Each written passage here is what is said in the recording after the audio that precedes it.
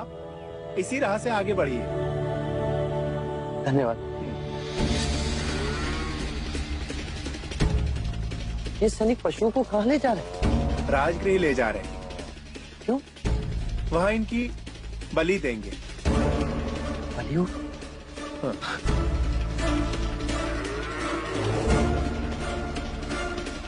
रुक जाइए। क्यों निर्दोष पशुओं पर अत्याचार कर रहे हैं आप? ऐसा बाबा, हमारा मार्ग छोड़ो। मैं अपने प्राण त्याग सकता हूँ, पर आपका मार्ग नहीं छोड़ सकता। पहले आप ये बताइए कि निर्दोष पशुओं को कहाँ लेके जा रहे हैं? इन सबको बलि के लिए ले जाया जा रहा है। आप इन निर्दोष पशुओं का वध करना चाहते हैं? ये आपका धर्म है।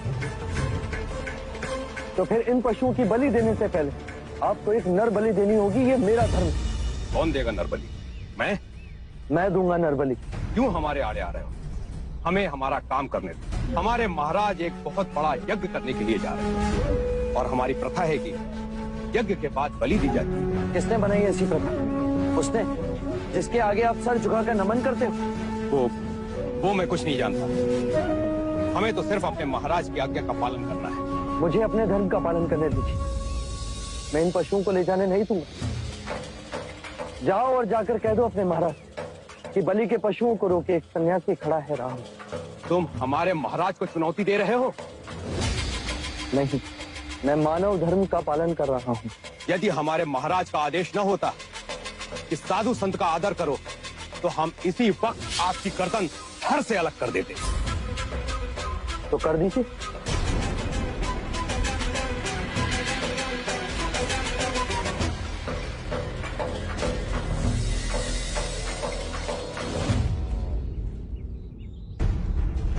महाराज, 101 पशुओं की बलि यहाँ चढ़ाई जाएगी। उत्तर में मंडप सजाया जाएगा और 1001 विधियां उधर होंगी। ध्यान रहे किसी प्रकार का विघ्न न पड़े। महाराज की जय हो। तुम तो बलि के पशुओं को इकट्ठा करने गए थे। जी महाराज, पर पता नहीं कहां से बीच में एक सन्यासी आ गया। सन्यासी? ये सूचना लेने आए हो? महाराज, वो बीच मार्ग रोके खड़ा है। कहता है कि मैं पशुओं की बलि ना होने दूंगा। ये मगध नरेश बिंबिसार का राज्य है। क्या बड़े बड़े हमारे भय से थर्राते? वो किसी से नहीं डरता महाराज, मरने से भी नहीं। समझाया, डराया, धमकाया, पर उल्टा मुझे ही कहने लगा कि पहले मेरी बलि दो, उसके बाद पशुओं को ले जाओ। इतना हट? फिर तो उसे हमें अवश्य मिलना पड़ेगा। देखो कौन है जो मगध नरेश बिंबिसार के सामने अपना सर उठाने का साहस कर रहा है। महाराज, सर काट के ही ले आते हैं।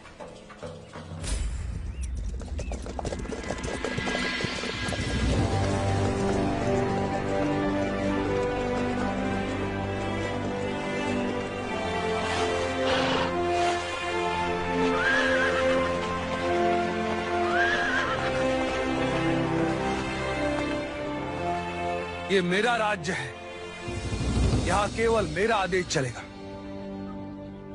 असंख्य राज्य बने, असंख्य राज्य बिगड़े, अनित्य ही जीवन का परम सत्य है। अब धर्म की शिक्षा तुम मुझे दोगे?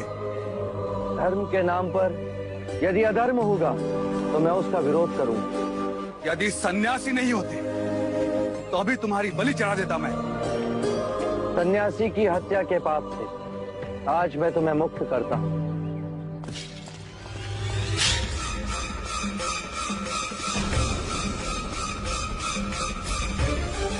महाराज बिंबिसार,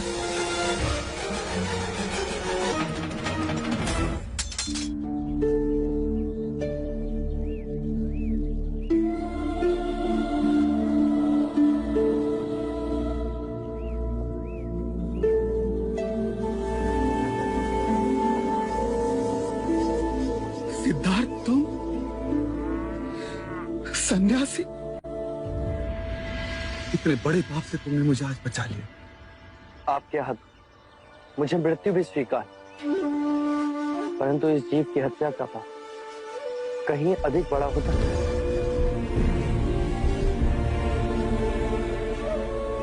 प्रश्न ये नहीं मित्र कि मैं जीऊं या मरूं, प्रश्न ये है, जीवन और मरण के इस चक्र से मुक्ति का कोई तो मार्ग है।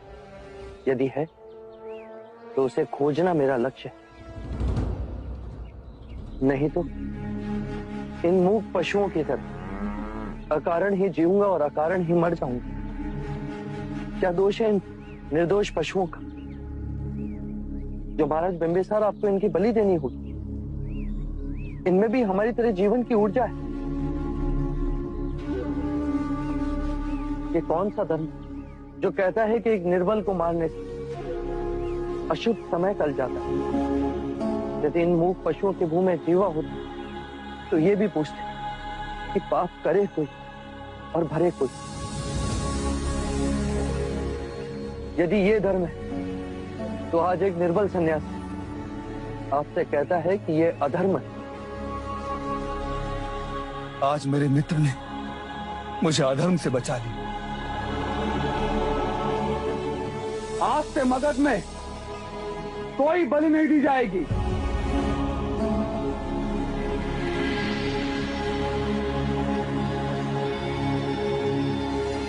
सिद्धार्थ, तुम्हें इस अवस्था में देख ना सकूंगा, इतना बल नहीं है मुझे। बिंबिसार गद्दों पे सोए और सिद्धार्थ क्या धूल मिट्टी में। नहीं सिद्धार्थ, मेरे साथ राजमहल में चलो, वहां तुम्हारी साधना में कोई विघ्न नहीं आएगा। नहीं महाराज बिंबिसार, जिस तरह आज इस निर्दोष पशु को मैंने बचाया, उसी प्रकार असंख्य मनुष्य पशु जीवन के दुखों से जूझ रहे। सर्वम दुखम दुखम, इस पीड़ा इस दुख का अंत मैंने पा ली तो मैं सारे जीवों को शांति के मार्ग पर ले जा सकूंगा। औरों के दुख दूर करने के लिए अपने सुखों की आहुति देने वाला मैंने आज तक नहीं देखा। तुम जैसी महान आत्मा ने मित्रता कर मुझ पर कृपा की है सिद्धार्थ, मुझ पर कृपा की। अब मुझे जाने की अनुमति दीजिए। बिंबिसार इतना मूर्ख नहीं सिद्धार्थ। जिस तरह खिलती धूप को मुट्ठी में बांधा नहीं जा सकता, उसी तरह तुम्हारे इस अलौकिक चित्त को मेरे जैसा निम्न व्यक्ति क्या रोक सकेगा?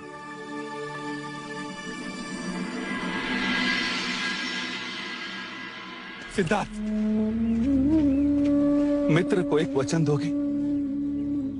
जब भी तुम्हें मुक्ति का मार्ग मिल जाए तब उसका ज्ञान देने के लिए इस बिंबिसार के पास आओगे। वचन दिए।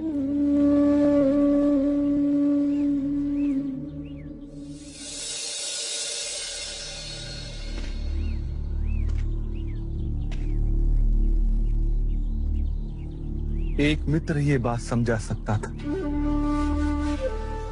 जिसने सब खो दिया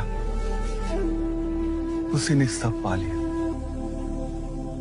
और जिसे ऐसा लगता है कि उसने सब पा लिया उससे बड़ा निर्धन कोई नहीं।